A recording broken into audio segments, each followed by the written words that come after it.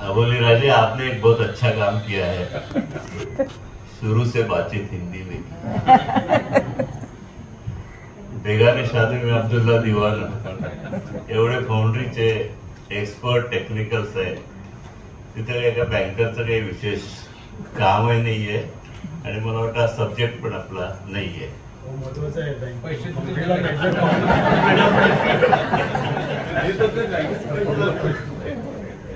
आज आपण इथं सर्व एकत्र आहोत. पुस्तक प्रकाशनाचा सोहळा आहे.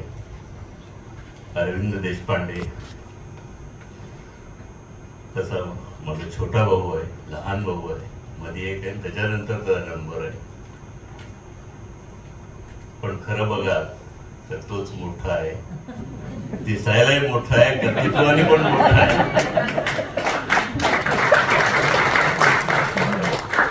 आणि प्रत्येकाने आतापर्यंत जी व्याख्या होती तरी त्याच्या टेक्निकल आयुष्य, सर्व्हिस याबद्दल सांगितलंय.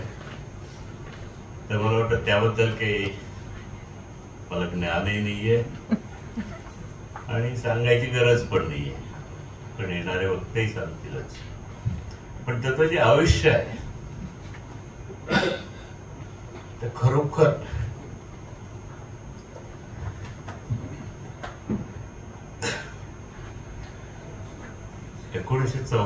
ला आम्ही दोघं पुण्यात होतो.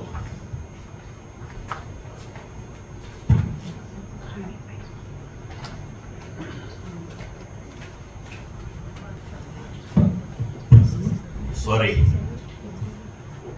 बोलायच्या आधी एक अबोलीने जसे 2-4 शेर सांगितले, मी एक सांगतो मग पुढचं बोलतो.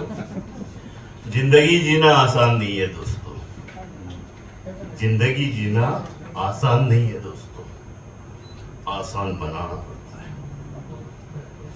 जिंदगी जीना आसान नहीं है दोस्तों, आसान बनाना पड़ता है. कैसे? कुछ बर्दाश्त कर, कुछ समझ कर, कुछ बर्दाश्त कर, कुछ समझ कर, ज्यादातर नजरअंदाज कर.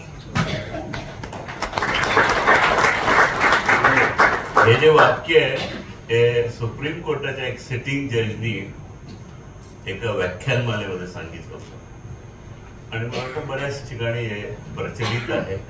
जिंदगी जीना आसान नहीं है दोस्तों, आसान बनाना पड़ता है. कुछ बर्दाश्त कर, कुछ समझ कर, ज्यादातर नजरअंदाज कर. अरविंद उर्फ बंडू पंत, बंडूच म्हणतो त्याला.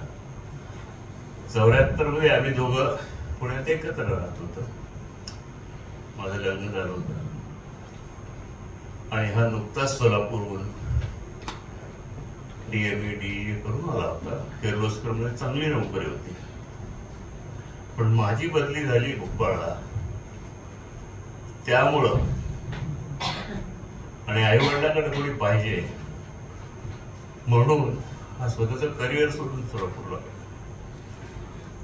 मॅक्सिमम लोक जे सोलापूरचे सोलापूर सोडून पुण्यात येतात. हा एक असा व्यक्ती होता, पुणे सोडून सोलापूरला. दुसरं एक विशेष म्हणजे सुरुवातीची जी 10-12 वर्ष होती, मला वाटतं 74 पासून almost 86-87 worst period of his life. तर ते शिवाजी वर्ग मध्ये शिरला तो एक भाग वेगळा आहे. म्हणजे ज्या कामासाठी गेला, त्याचं लग्नही झालं, हेही झालं.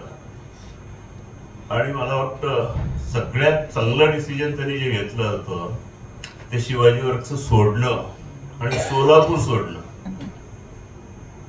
आणि तिथून जी सुरुवात झाली, आधी साताऱ्याला गेला, त्याच्यानंतर मला वाटतं वालचंदनगरला गेला, कुठं किर्लोस्करवाडीला गेला, बेळगावला गेला, नागपूरला आम्ही असताना तोही आला, राजकोटला गेला, त्यानंतर रायपूरला गेला. मी सुरुवातीपासून बँकेत होतो आणि दरवेळी आम्ही विचार करायचो, हा मनुष्य असा कसा आहे की आम्ही आमच्या घरी आम्ही नेहमी विचार करायचो की दरवेळी नोकरी सोडतो, नोकरी केवळ गेल्या तर त्याच्यावर काही खंत नाही. आणि आम्ही आमच्या घरी विचार करून हे करायचो, अरे कसं होणार आहे. आणि मिडल क्लासमध्ये एक टेंडन्सी असते व एक सेफ जॉब पाहिजे आणि त्याच्यात तुम्हाला जे काय करा करा.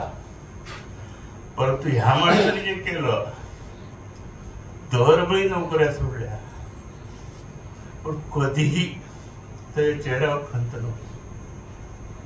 आणि मला वाटतं आज जी स्थिती आहे तर त्यावेळेचा जो संघर्ष आहे तर त्याच्यामध्ये बंडूचं कर्तृत्व आहे,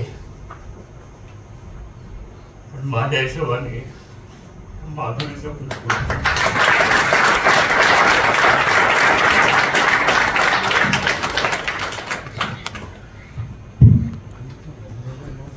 तिने जर साथ दिली नसती झालं नसतं.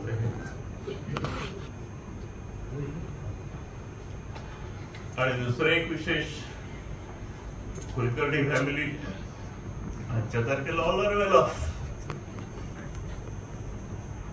They may like it or not, but fact remains की त्यावेळी या कुलकर्णी फॅमिलीमध्ये फक्त एक सुलभामावशी साशी होती, आधी तर नाही.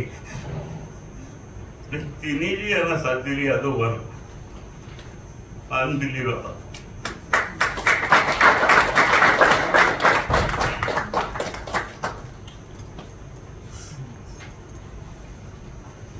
असं या थोड्या पर्सनल गोष्टी आहेत, पण व्हॉट आय फील की आजच्या तारखेला जेव्हा एक फाउंड्री म्हणून आपलं व्यक्तिगत मत व्यक्त करतोय, पुस्तक लिहितोय, यशाचा आलेख आहे, सगळ्या चांगल्या गोष्टी, पण कशा पद्धतीने हा जिंक, कशा पद्धतीने इथपर्यंत गेला, that is also equally important. Technical गोष्टीपर्यंत लोक सांगतील, पण जी आयुष्याची साथ, एक मेमरीची साथ. आणि त्याचबरोबर ही जी मुलगी इथं उभी आहे, हिने सुद्धा स्वतःच सगळं स्वतःच केलंय आणि आज इतक्या चांगल्या प्रकारे उभी आहे. आणि विशेष तिच्या सासू सासऱ्यांचं सुद्धा कौतुक करायला पाहिजे. मला वाटतं बंडू पण या गोष्टी कोणी सांगणार नाही तुला, आणि काही गोष्टी पटणार पण नाही. परंतु आज असा एक समारोह आहे जिथं तुमचे सर्व हितचिंतक आहेत, मित्र आहेत, फॅमिली मेंबर्स आहेत. आज तर सगळं हराभरा है. आज की तारीख में तो कोई तकलीफ ही नहीं है, पैसे कोई कमी नहीं है. एक वेळ होती तेजा गेला अमेरिकेला, वेल ऑफ झाला, वेल क्वालिफाईड झाला, त्यांना चिंता होती लग्न नाही करणार, करत नाही, ऐकत नाही, बोलत नाही. आता त्या धाकट्या भावालाही चिंता आहे, पण सगळ्यात बाउंड्री सिक्सर मारली तेजानी, तिथलीच मुलगी केली.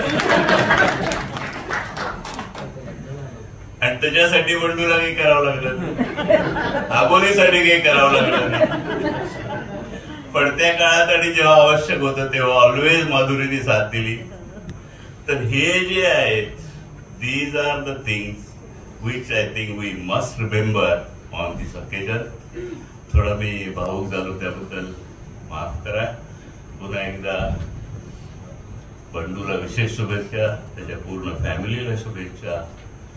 आणि आज 70 वर्ष त्याचे पूर्ण झालेले आहेत. आणि मला नक्की माहित आहे की after 60 years grown up, after 60 he has reached further heights, and in coming days I wish him all the success and he should have further heights. Thank you very much.